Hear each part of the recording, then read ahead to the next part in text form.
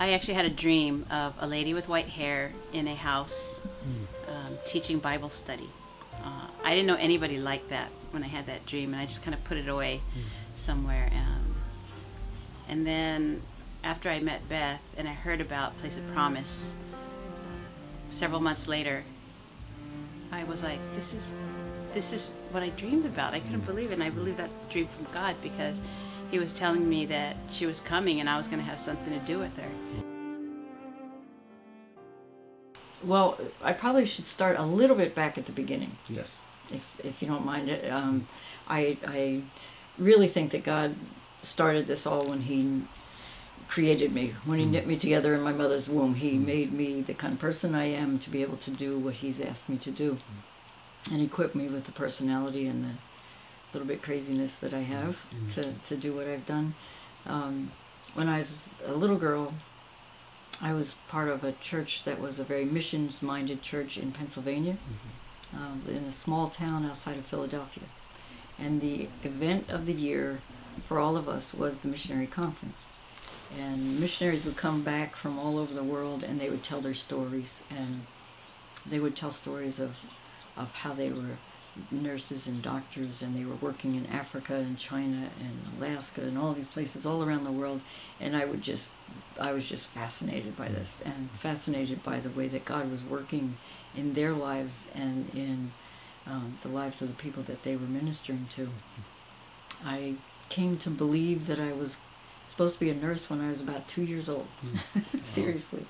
And very much loved Jesus from the time I was a little kid.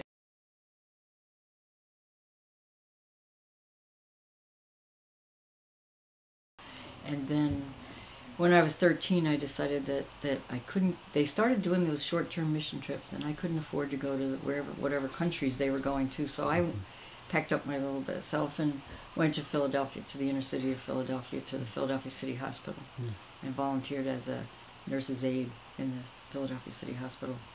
And they put me on a women's surgical ward where there's 60 beds in one ward, and there was one nurse to cover 2 wards.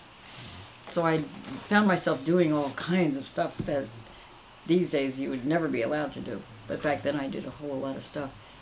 And I remember coming back the very first day I came back home, and I said to my mother, everything I've ever seen at a missionary conference, every disease I've ever seen, plus people from every country that I've ever seen represented at a missions conference, is all right in Philadelphia.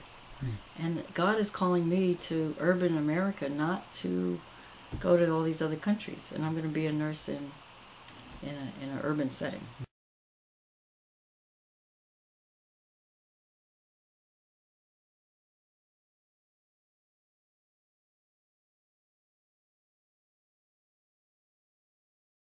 Spiritually and emotionally drained out, physically drained out, and I just didn't know what to do.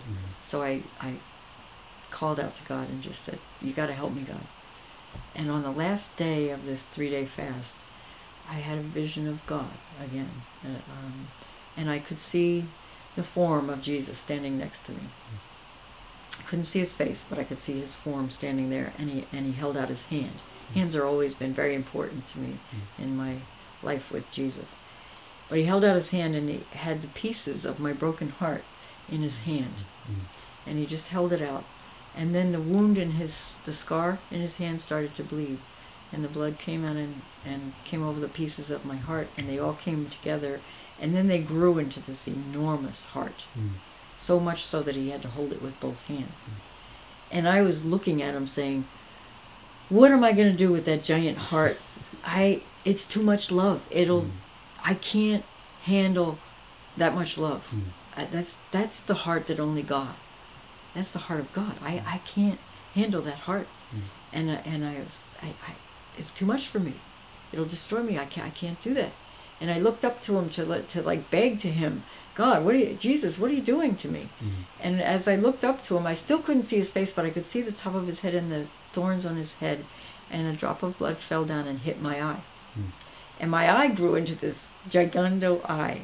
And I was like, Jesus, I'm a freak. I'm grotesque. I have this huge eye and this huge heart.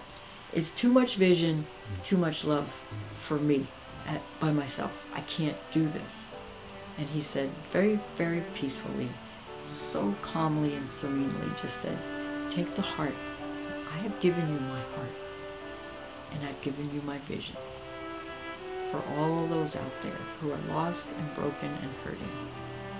But you have to take this heart that I've given you and this vision that I've given you and put it on a larger body.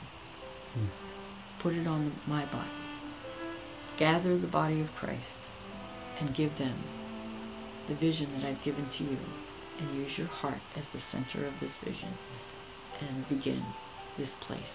And you'll call it Place of Promise. And that's the beginning of Place of Promise. So I did. And for 2 years, Terry and I did what we called our little coffee house, Rosita's Cafe.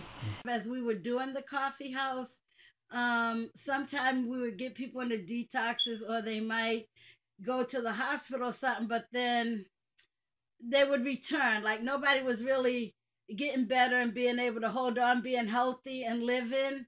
And then we end up buying the first house on Bradley Street in Dorchester, which was a little crappy. It was a crappy house,